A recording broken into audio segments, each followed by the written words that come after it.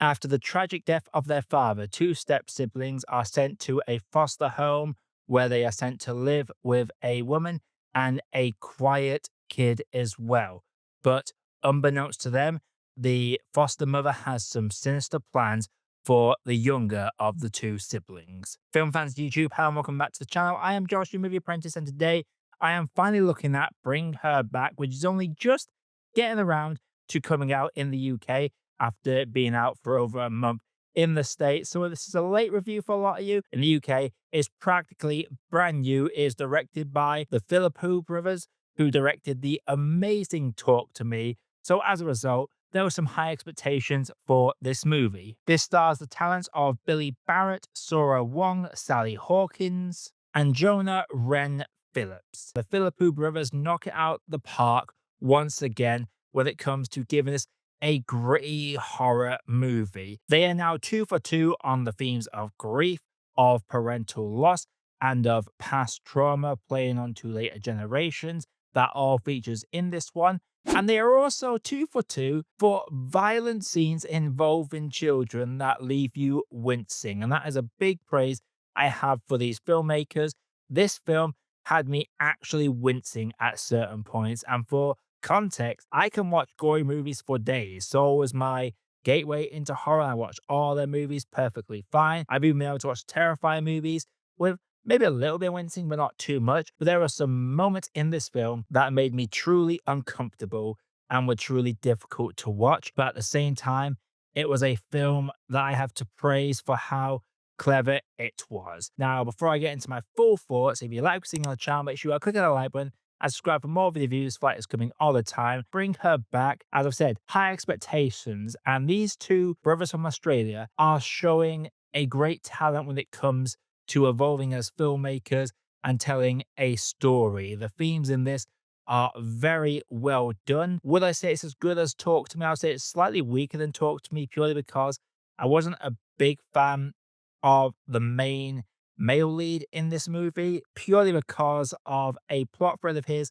that I'll get to in a little bit, but it did leave me feeling very frustrated. However, it takes some truly talented filmmakers, a truly talented script to bring us a national sweetheart like Sally Hawkins and making her an outright deplorable character that you hope gets their comeuppance. She is so good in this movie. She plays the sweet Sally Hawkins we know her as. However, when she gets sinister, and she does some really messed up things in this movie. I love how she committed every ounce of effort into this performance. But the highlight of the show for me was Jonah Wren Phillips, who plays this silent child that also lives with this foster mother.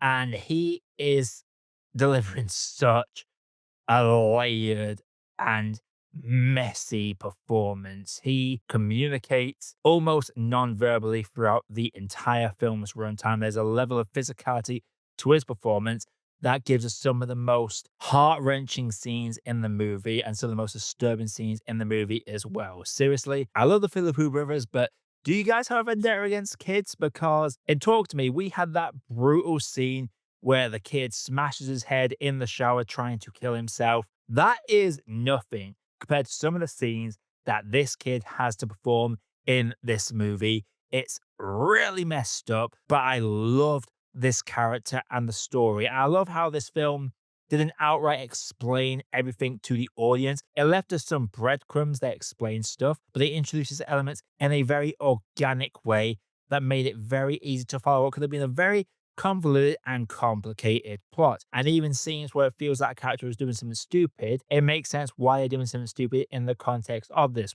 However, one main thing I had with our male lead in this, his subplot is that as soon as he turns 18, because he's currently 17, he intends to adopt his sister, apply for full custody of her. It's up to Sally Hawkins' character to tell the social workers if he is up to scratch. He does one thing in the early stages of this movie that, quite frankly, was all she would have needed to remove him from the picture without having to go through all the rigmarole. I am not a father myself, but I know parents and I have had to look after a friend's kid before. And I'll tell you, there's certain things you just don't do with kids. And he does one of the cardinal sins of looking after a child, let alone a non-verbal one. Any child, he does this one thing that you just don't do, especially trying to show that you are a responsible adult that can look after someone. That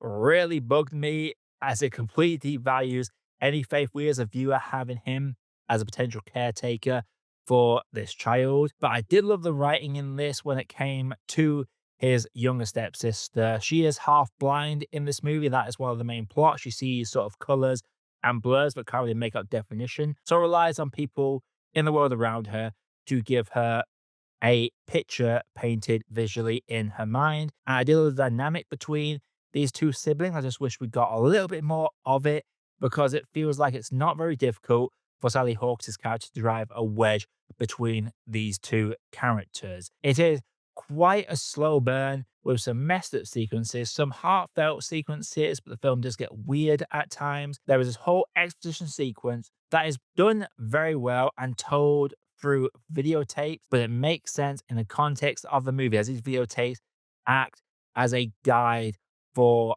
a character in the movie. My only real flaws really with this movie is the fact that I just didn't like the main male lead purely because of how incompetent he came across. There's a whole subplot with him where he is not even the subplot. It's one of his character traits. He works out in his room a lot, and that never really comes into play. The ending 10-15 minutes, it feels very haphazard in how we get to our resolution, but I loved how it kept me at the edge of my seat at all times because I didn't know how we are going to end this movie. Talk to Me ended quite darkly. This is a pair of filmmakers that you do not know if you're going to get a happy ending or if they're going to give you a bad ending. Because unlike a lot of horror movies these days, where they always seem to be too afraid to give us an ending where the heroes don't always win, with the Phillippou brothers, you do not know what you're going to get with these two. And they are evolving fast as filmmakers that are becoming staples of the horror genre. And I had to shout out as well, the sound design in this is fantastic. Every wet, brushy sound, every hard hit, every heightened bit of drama, and the way sound cuts out, how they make the sound of a shower running a terrifying effect. That was just a chef's kiss element of this film for me. Bring Her Back is a film that if you're in the UK, do not miss it when it releases. And those of you in the States, well, if you haven't seen it, why haven't you seen it? Because this is a great horror movie that is just lacking in that connection between the characters and myself as a viewer. I know there will be people that will love this film. Before I get into my grade, if you like seeing our channel, make sure you click on the like button and subscribe for more videos that's coming all the time. Without further ado, let's grade this one. Bring Her Back is a fantastic sophomore effort from these two brothers. I apologize if I have been mispronouncing their surname. Pronunciations have never been my strong suit on this channel. They are evolving as filmmakers.